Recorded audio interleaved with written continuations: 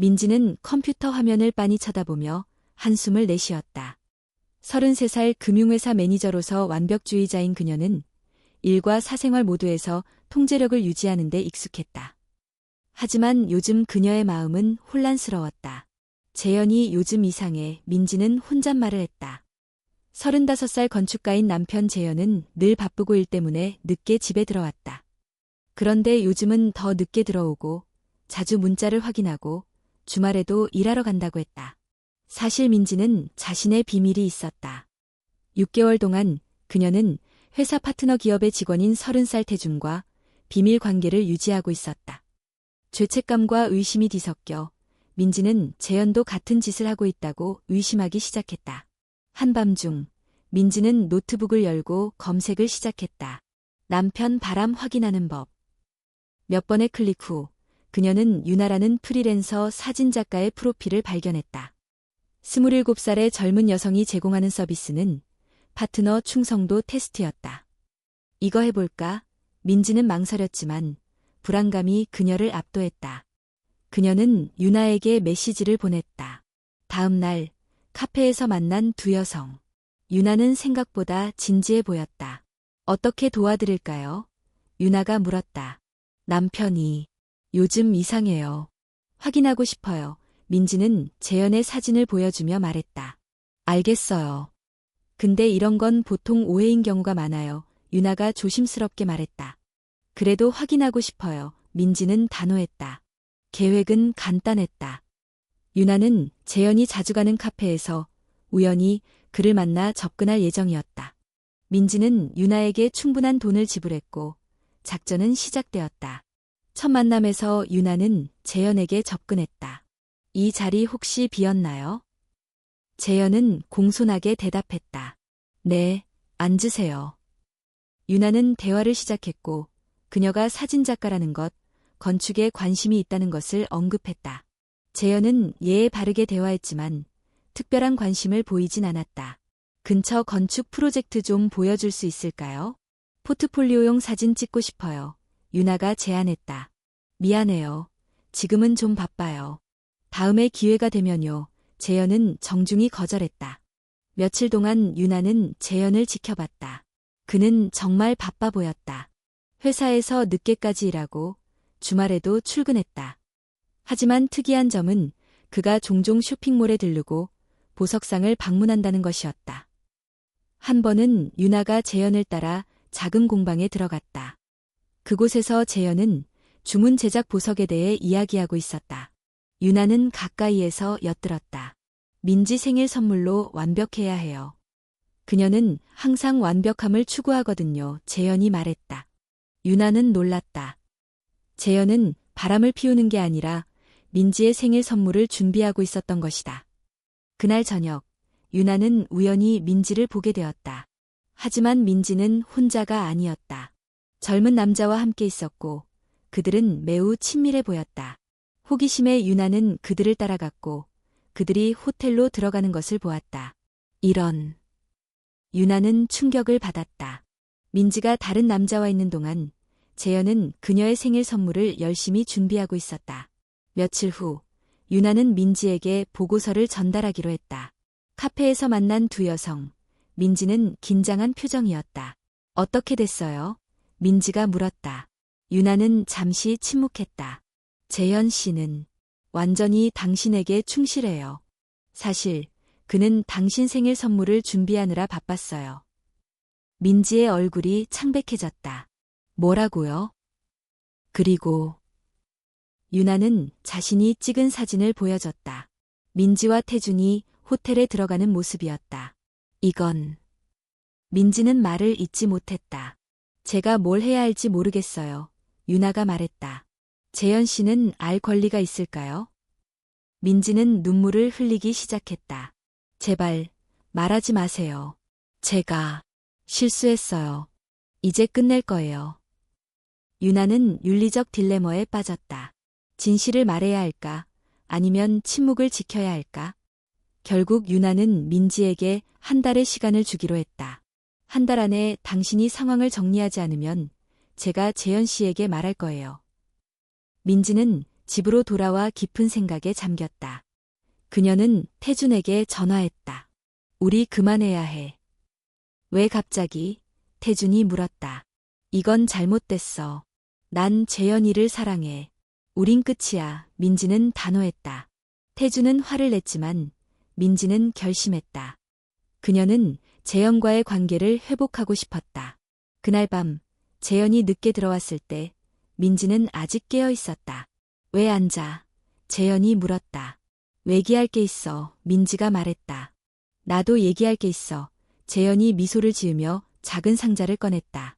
생일 아직 일주일 남았지만 못 참겠어. 열어봐. 상자 안에는 아름다운 팔찌가 있었다.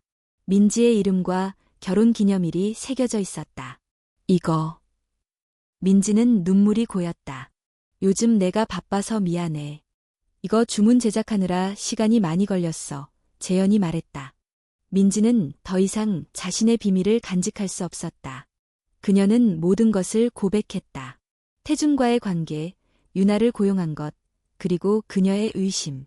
재현의 표정이 굳어졌다. 그는 한동안 말이 없었다. 난 이해 못해. 마침내 그가 말했다. 나도 모르겠어. 외로웠나 봐. 넌 항상 바쁘고. 민지는 변명하려 했지만 그것이 얼마나 공허한지 알았다. 재현은 자리를 떴다. 그날 밤 그는 소파에서 잤고 다음 날 아침 일찍 나갔다. 몇 주 동안 그들의 집은 침묵으로 가득 찼다. 재현은 민지와 대화를 피했고 더 늦게 귀가했다. 한편 유나는 자신의 결정에 대해 계속 고민했다. 그녀는 재현에게 진실을 말해야 할까? 하지만 그것은 그녀의 일이 아니었다. 한 달 후 유나는 민지에게 연락했다. 어떻게 됐어요? 모든 걸 말했어요. 재현이는 아직 화가 나 있어요.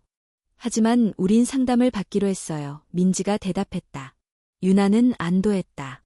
적어도 민지는 정직했다. 몇 달 후 유나는 우연히 카페에서 민지와 재현을 보았다. 그들은 함께 앉아 대화하고 있었다. 긴장된 분위기였지만 적어도 그들은 서로 마주보고 있었다. 유나는 그들에게 다가가지 않았다. 그녀의 역할은 끝났다. 그녀는 단지 그들이 어떻게든 관계를 회복하길 바랄 뿐이었다. 1년 후 유나는 이메일 한 통을 받았다. 민지로부터였다. 안녕하세요. 유나 씨, 오랜만이네요. 당신 덕분에 저는 진실과 마주할 수 있었어요. 재현이와 저는 많은 상담을 받았고 천천히 우리 관계를 재건하고 있어요. 쉽지 않았지만 우린 포기하지 않았어요. 태준과는 완전히 관계를 끊었고 회사도 옮겼어요. 재현이는 아직도 가끔 의심하지만 그건 당연해요. 신뢰는 하루아침에 회복되지 않으니까요. 하지만 우린 노력하고 있어요. 당신이 그날 저에게 진실을 말해줘서 감사해요. 그리고 재현이에게 직접 말하지 않고 저에게 기회를 줘서 고마워요. 언젠가 기회가 되면 커피 한잔 해요. 유나는 미소를 지었다. 그녀의 선택이 옳았던 것 같았다. 때로는 진실이 아픔을 가져오지만 그것은 또한 치유의 시작이 될 수 있다. 민지와 재현의 이야기는 쉽지 않은 여정이었다. 배신, 의심, 그리고 용서. 그들은 아직도 많은 상처를 안고 있지만 적어도 그들은 진실 위에 새로운 관계를 쌓아가고 있었다. 그리고 때로는 그것만으로도 충분할 수 있다. 유나는 자신의 카메라를 들고 거리로 나섰다. 그녀는 이제 다른 이야기, 다른 진실을 찾아 나설 준비가 되어 있었다. 인생은 복잡하고 사람들은 실수를 한다. 하지만 용기를 내어 진실과 마주할 때 새로운 시작이 가능하다는 것을 그녀는 알게 되었다. 하늘은 맑았고 유나의 마음도 그랬다. 그녀는 자신의 선택에 후회가 없었다.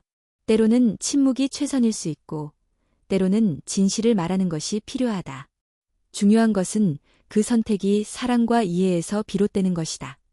그리고 그날 이후 유나는 파트너 충성도 테스트 서비스를 더 이상 제공하지 않기로 했다. 대신 그녀는 자신의 진짜 열정인 거리 사진에 집중했다. 사람들의 이야기를 렌즈를 통해 담아내는 것. 그것이 그녀가 진정으로 원하는 일이었다. 민지와 재현은 천천히 회복의 길을 걷고 있었다. 그들의 관계는 전과 같지 않았지만 어쩌면 더 강해질 수 있을 것이다. 진실과 용서의 토대 위에 지어진 새로운 관계로. 그리고 태준. 그는 결국 다른 도시로 이직했다. 민지와의 관계가 끝난 후 그는 자신의 행동을 반성했다. 그도 누군가의 신뢰를 배신했다는 사실을 깨달았다. 모든 사람이 자신만의 이야기를 갖고 있다. 그리고 그 이야기 속에는 실수와 후회, 그리고 때로는 용서와 새로운 시작이 있다. 중요한 것은 진실을 마주하는 용기다. 그 용기가 있다면 어떤 어둠 속에서도 빛을 찾을 수 있을 것이다. 유나는 그날의 경험을 통해 많은 것을 배웠다. 사람들의 관계는 복잡하고 판단하기 어렵다는 것. 그리고 때로는 가장 완벽해 보이는 사람들도 깊은 상처와 불안을 안고 있다는 것. 그녀는 이제 사람들을 더 깊이 이해하게 되었고 그것은 그녀의 사진 작업에도 반영되었다. 민지는 자신의 실수에서 배웠다. 완벽주의가 때로는 자신을 너무 몰아붙이고 불안을 키운다는 것. 그녀는 이제 자신에게 더 관대해지려고 노력했다. 그리고 무엇보다 진정한 소통의 중요성을 깨달았다. 재현은 자신의 일에 대한 열정과 가정 사이의 균형을 찾는 법을 배웠다. 그는 이제 일찍 퇴근하려고 노력했고 주말에는 가족과 시간을 보냈다. 세 사람 모두 그날의 사건을 통해 성장했다. 때로는 가장 어두운 순간이 가장 큰 성장의 기회를 준다. 인생은 선택의 연속이다. 그리고 그 선택의 결과를 받아들이는 용기가 필요하다. 민지, 재현, 유나, 그리고 태준. 그들 모두 자신의 선택에 책임을 지고 그 결과와 함께 살아가는 법을 배웠다. 그리고 그것이 어쩌면 인생의 가장 큰 교훈일지도 모른다. 우리는 모두 실수를 하지만 중요한 것은 그 실수 이후에 우리가 어떤 선택을 하느냐이다. 용서를 구하고 또 용서하는 용기. 그것이 진정한 사랑과 성장의 시작이다.